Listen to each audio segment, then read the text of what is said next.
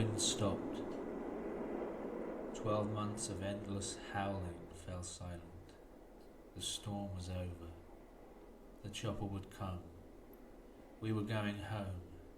I left my bunk and ran to the radio. I Station 5 to control. I Station 5 to control. Are you receiving? Control receiving, loud and clear. Any news of our chopper? If the weather holds, we will be with you soon. But the weather reports don't look good. They suggest that this is just an interlude. The General won't risk it. He won't risk alerting the enemy for a failed mission. A sled team has been dispatched. They should be with you in 3 days. Hold tight, you'll be home soon. Over and out. 3 days was better than nothing.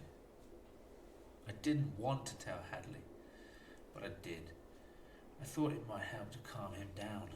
He had the right to know. I knocked on his cabin. No reply. Just thought you'd like to know they've dispatched a sled team. They should be with us in 3 days. The choppers are still grounded. He didn't reply. I left him and went to the bridge.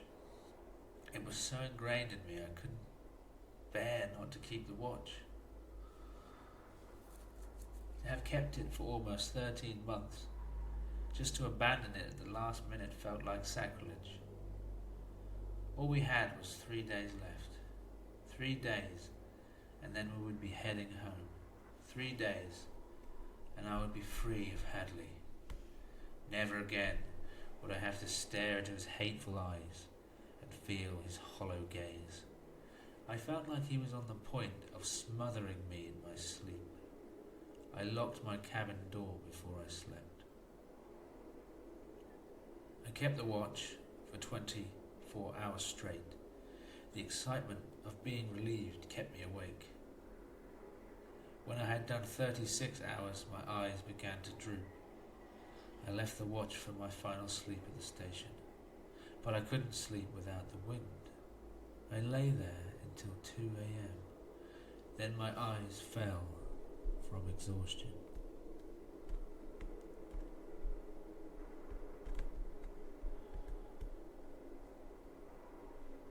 Wake up, said Hadley. I've seen it too. It's outside. I was drowsy. The room was dark. The sun had yet to break. What do you mean, seen what? Whatever you saw the other night, the vision. It's inside. It's inside. For God's sake, we need to get out of here. Calm down, Hadley. Shut the door. He was white and shivering, the toughness gone. The old Hadley, the man who moved for no one, was a scared little boy. Maybe it was just a vision, a trick of the light perhaps, I said. No, I saw something on 2 feet, a shadow against the wall. I can't stay here. The sled team will be here soon, can't you hold on? Don't you get it? It's inside. It's inside. Whatever you saw has let itself in. It's waiting for us. He broke away. I heard the zip of his thermal suit. I opened the door and saw him run into the ice. Another one gone. And moments from rescue. Now I was alone. I didn't care enough for Hadley to try and bring him back. He made his choice.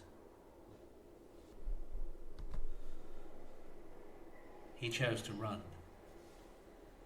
I shut my door and waited. Part of my waking mind believed him. The other part remained calm. I locked my cabin door and lay down. I lay waiting for the sled team, waiting for someone to tell me I was going home. I waited, but nothing happened. The sled team didn't show. The wind started up again. The winter had yet to break. My guess was they had turned back. There was no sense risking 4 people to save 2.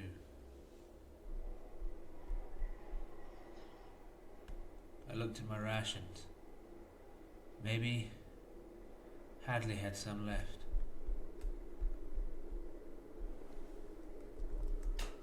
I would have to leave the safety of my cabin to find out. I fasted and cut my rations in half. The hunger brought visions of ghosts and silent watchers. The visions filled my cabin. I needed to use a radio. I had to know if the sled team were coming.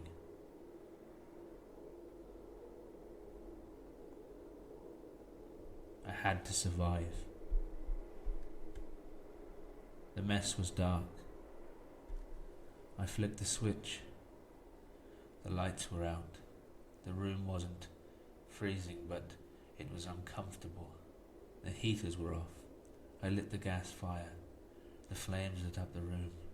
I moved to the bridge and flicked the radio. It was dead. The power was out. The gas was for emergencies only. I would run out in a few hours. I sat by the gas in the dark, watching my breath blow out like pipe smoke. The fire died. I felt the presence of something. It was staring at me through the dark. It could see me, but I couldn't see it. I heard the faint whistle of its breath. I saw the pale light of its eyes, and the eyes lit up its teeth. I screamed.